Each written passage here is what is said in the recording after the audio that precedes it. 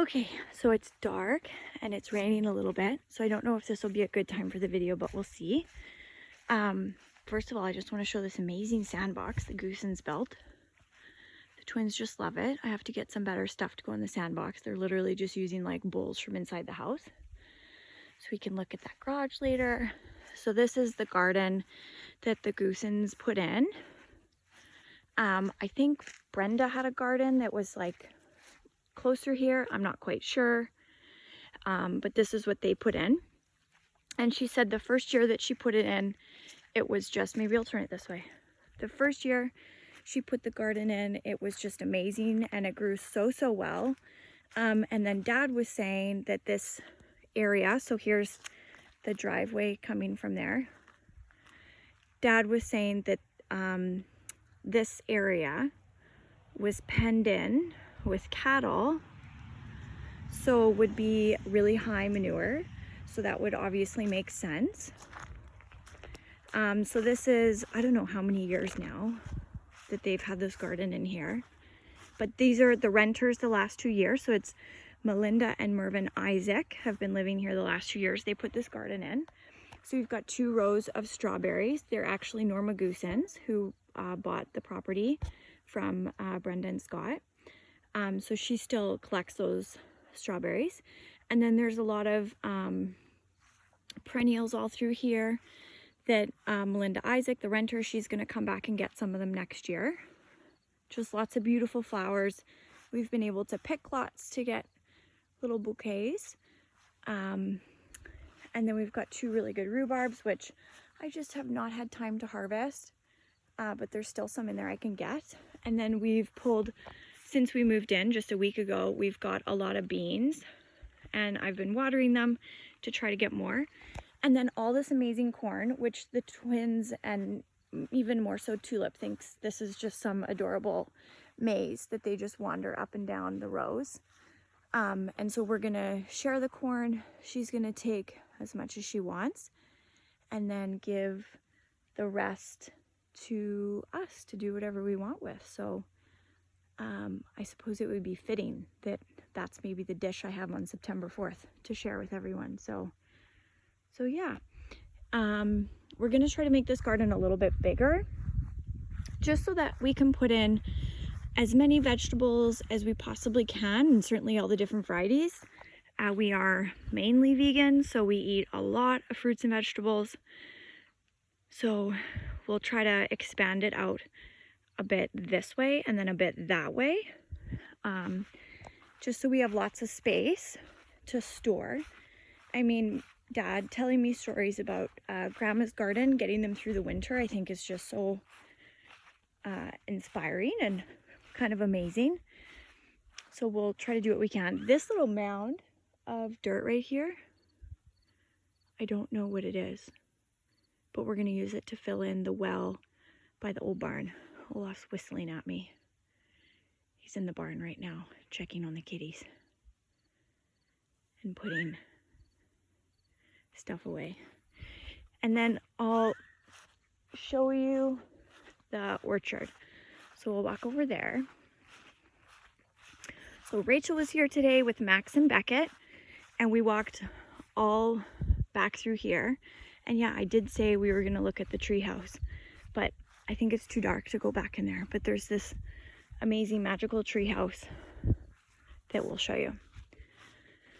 So, and Dad told me the story that these 2 spruce were collected by, I guess he said, David Archibald and David Francis. They went with their horse and carriage to Carberry and slept under their horse and carriage, and they dug up like 100 spruce and brought them back and planted them, and those are maybe the only 2 left. So I thought about putting some cute little sign there to mark that, because I think that's important. Then there's the garage. Dad has the license plate from whatever car was parked in there. He got it from this garage, and he's got it in the cabin at the lake. So we're just walking into the orchard. So this is what I was told. David Francis put a garden in here, and it really took up most of the area of the orchard, sort of all here, all back in there. And then I guess maybe went that all the way up to maybe the edge of the garage. And you can see it in the old photo as well. And then Uncle Bob turned it into the orchard.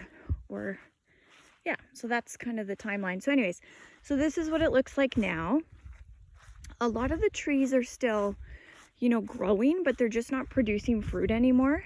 They do need to be trimmed and pruned a lot.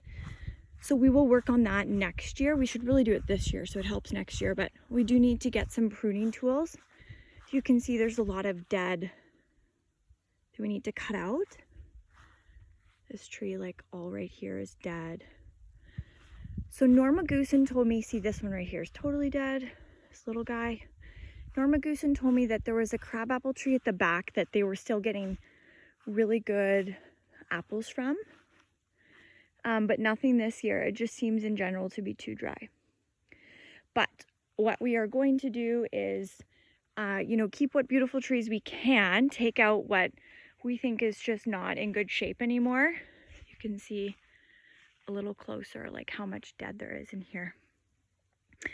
And then we're going to plant a pretty hefty orchard in here. So we're going to purchase as many mature trees as we can and just, you know, strategically figure out the right spots to kind of put them in here. And Dad will definitely help us figure out those good spots. And then we actually work with Green Spot in town quite a bit, like our business does. So we'll use Bernie to help us figure out the right trees and whatnot. But our goal is to really have at least one of every different variety of fruit tree that can grow in Manitoba. And we'll just like fill this whole area with all of those trees as much as we can. And then these spruce were all planted in the last couple of years, a row across the front, which I think used to be here as well. The ones at the end are not doing great. So that's obviously really great sort of shelter belt and to protect the kids from the road a little bit. However, I just don't love spruce because they do kind of ruin your grass. So I have to decide if we're going to keep them or if we might put in some other sort of beautiful tree as a row instead of spruce, just so we can really keep our nice grass. Something that flowers would be really nice, actually. So yeah, I thought I was going to show you guys the treehouse, but I decided to just kind of walk around and show you the garden and everything else instead. So that's it. It rained all day and we didn't have water leaking into the gym until the end of the day when the water was quite aggressive. So that's good. That's like the very first project we're doing for the house is we're putting in new baseboards, heaters throughout the whole house, updating the electric, and doing some work to the water a little bit. And then the gym, completely gutting the gym and redoing it. It'll be a really fun area for the kids. Have their like craft area and a little rock climbing wall. But this right here, this fascia across there, it doesn't go down far enough for, I don't know, the trim or something, so the water can get in there if it's too heavy. And that's what has created all the leaking in the gym. The ceilings inside the gym quite bad, so that's what we'll update. So that's it. So I'll try to do more videos. Hope you guys like these videos. I'll keep doing them if you want to see them. I know everyone has questions about the farm, so just try to do little tours of everything.